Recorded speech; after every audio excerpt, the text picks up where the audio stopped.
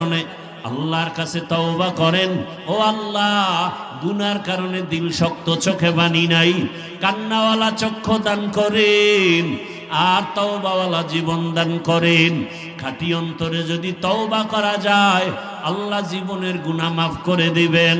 ও আল্লাহ, এই ময়দানের সবাইকে তওবাওয়ালা জীবন দান করেন, গুনাহ মুক্ত হইয়া ঘরে যাওয়ার তৌফিক দান করেন। আমিন।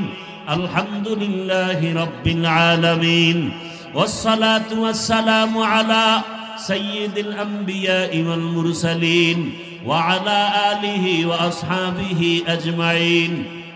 ইয়া আরহামার রাহিমিন, ইয়া আরহামার রাহিমিন, ইয়া আরহামার রাহিমিন।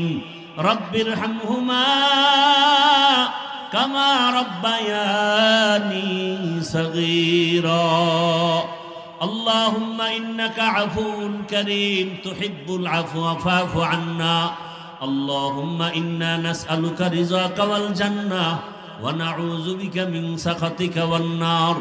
আল্লাহুম্মা ইন্না নাউযু বিকা মিনাল বারাসি ওয়াল জুনুনি ওয়াল জুযামি ওয়া সাইয়্যিল আসকাম। আল্লাহুম্মা ইন্না নাসআলুকা ইলমান নাফিআ ওয়া রিজকান ওয়াসিআ ওয়া শিফাআম মিন কুল্লি দা। ও দয়ার মালিক, আমরা গুনার বোঝা নিয়ে আপনার দরওয়াজায় হাজির। মেহেরবানি করে আপনি আমাদেরকে মাফ করে দেন।